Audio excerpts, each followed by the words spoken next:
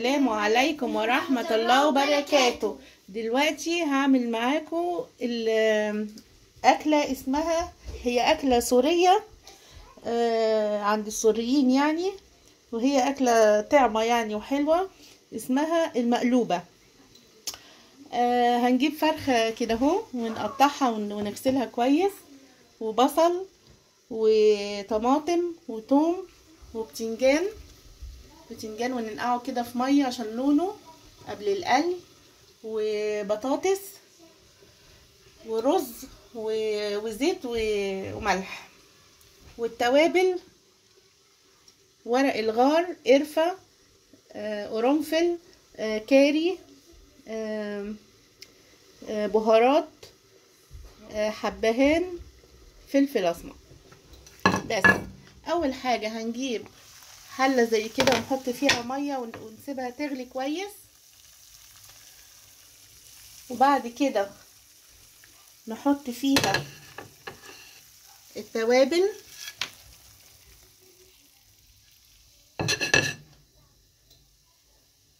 وبعد كده نحط بصلة زي كده اهو، بصلة هنقطعها 4 ونحطها، ونحط الفراخ.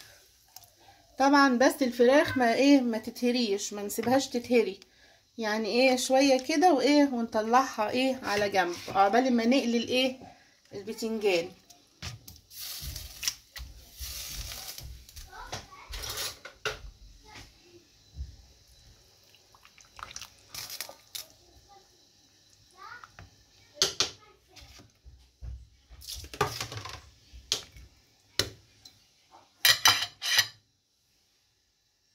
نحط البصله وبعد كده نغطيها، نحط البصله ونحط طماطميه كده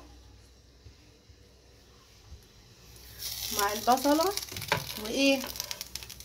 ونغطيها لغايه لما تستوي وتاخد غلوه كده، ونوطي عليها خالص عشان ما تتهريش. الخطوه اللي بعدها بقى هنقلي البتنجان. فاصل وراجع لكم.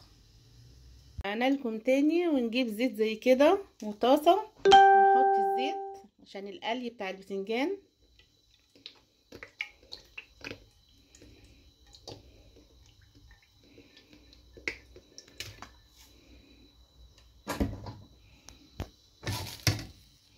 ونسيبه يسخن قوي، يقدح يعني لغايه لما كده اهو.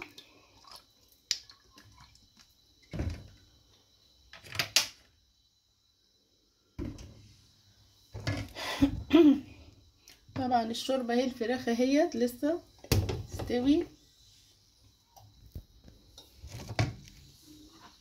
همشي معاكم خطوه خطوه. طبعا حاطه البتنجان هنا في ميه وملح علشان ما يشربش زيت كتير، وعشان لونه ما يتغيرش. كذلك برضو هنا البطاطس ميه وملح. هقليها نص قليه، او ممكن احطها كده وزي ما تحبي، ممكن تقليها نص قليه وممكن تحطيها كده.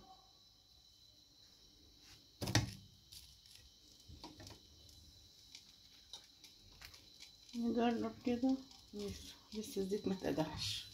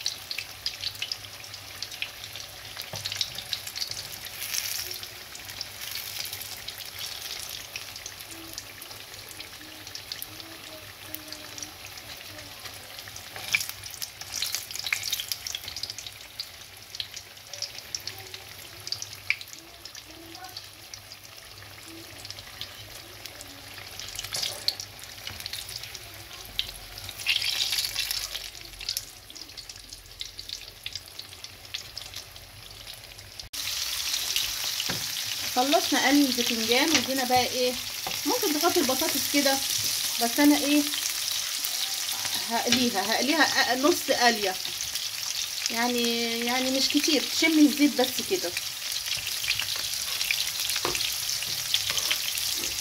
كده هو، طلعها على طول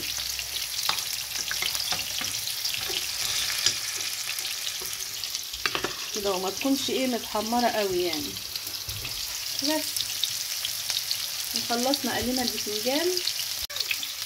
جبت بصله برضو بعد ما خلصت كده اهو، جبت بصله قطعتها طرنشات كده، وهبتدي بقى ايه احمرها كده برضو في نفس الزيت،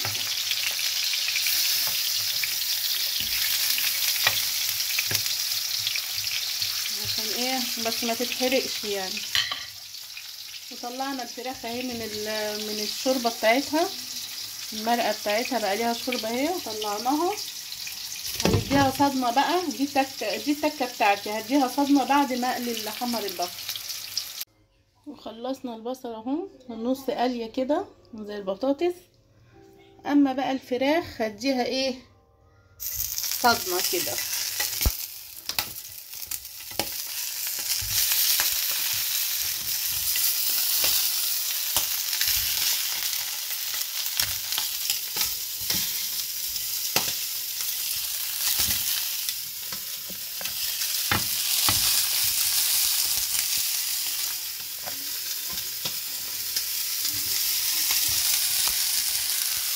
اديها صدمه كده ايه قبل ما احطها في الحله.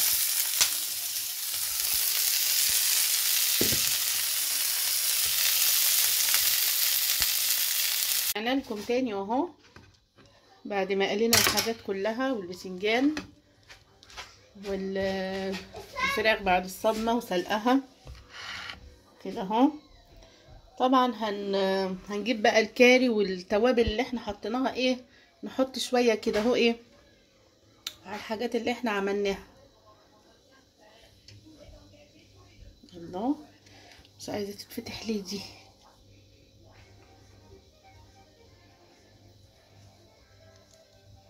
المهم التوابل كلها اللي احنا حطيناها، اللي هي الفلفل والملح لا عشان احنا حطينا ملح كتير بلاها.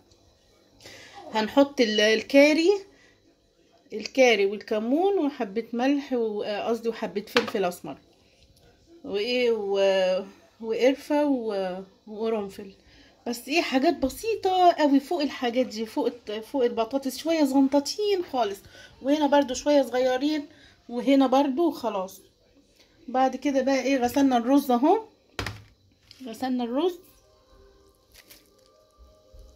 وغسلناه كويس وايه، وهنبتدي بقى ايه هوريكم دلوقتي ايه وانا برصه في الحله اهو. رجعنا لكم تاني اهو، وهنبتدي بقى نحط الايه، هنجيب حله كده اهو ونحط ايه نص الفراخ كده فيها.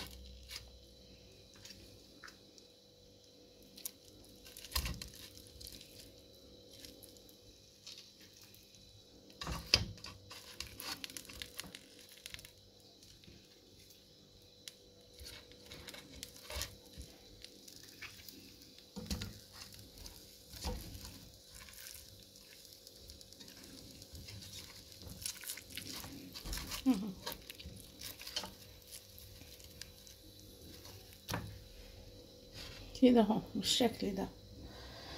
وبعد كده بقى هنعمل ايه، هنجيب البتنجان كده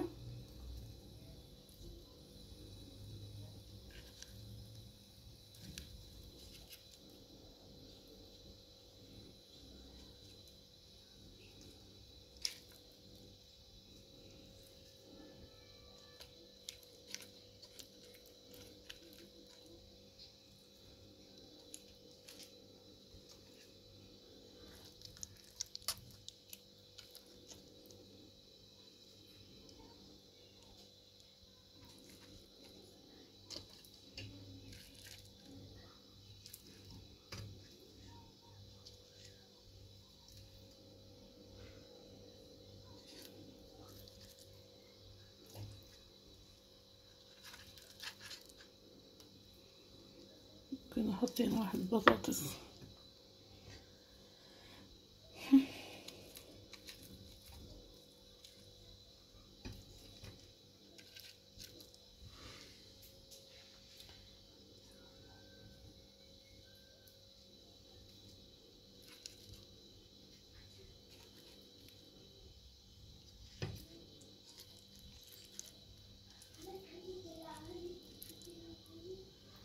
حط البطاطس برضو.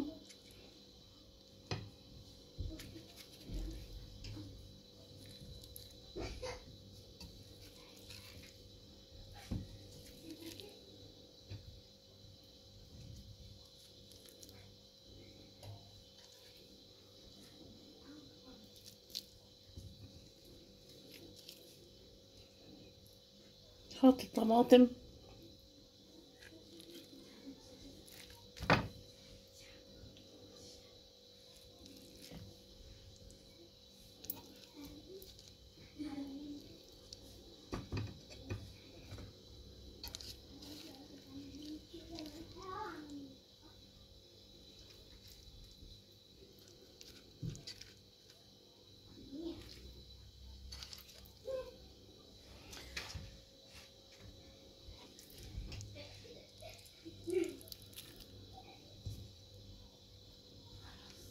طماطم.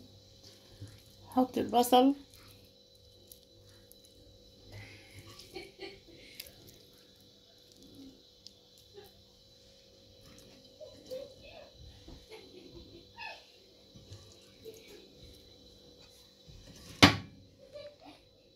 توم.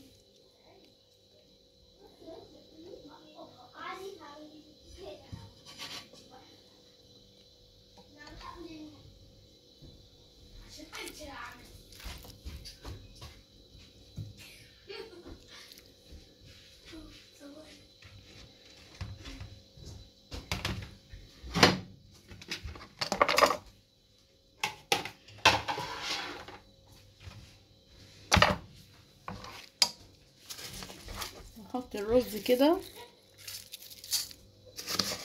طبعا غسلنا الرز كويس.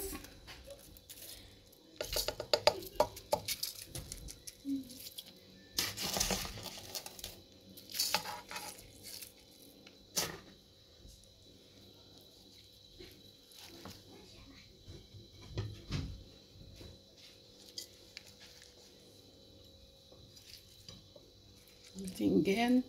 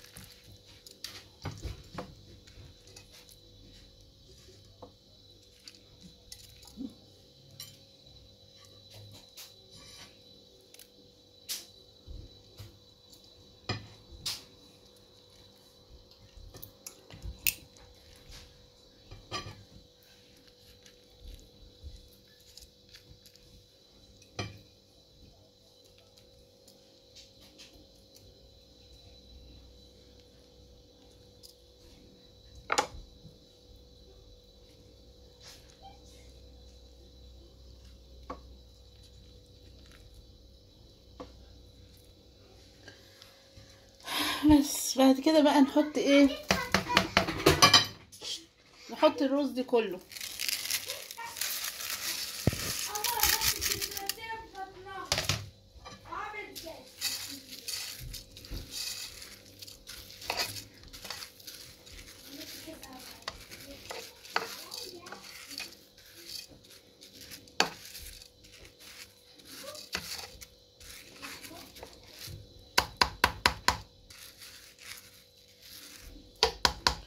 نيجي بقى عند الشوربة اللي احنا عملناها بيها الفراخ اللي هي بالتوابل، نحط بقى ايه كده، نسقيها كده كلها.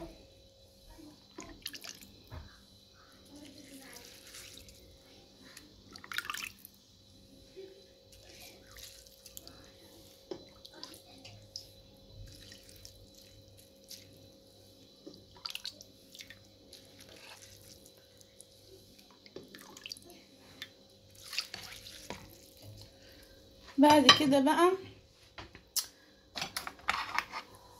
نحط عود القرفة ده وايه، ونغطيها ونعلي عليها بقى النار.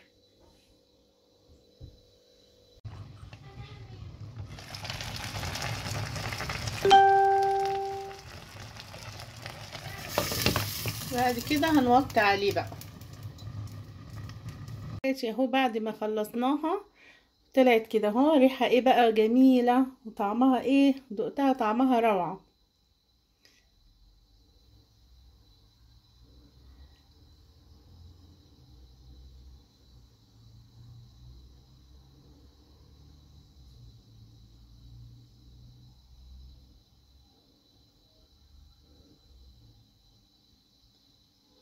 دلوقتي نقول لكم ما تنسوش تعملوا لايك وشير ومشاركة في القناة، وباي باي. يا دوبك على الأكل.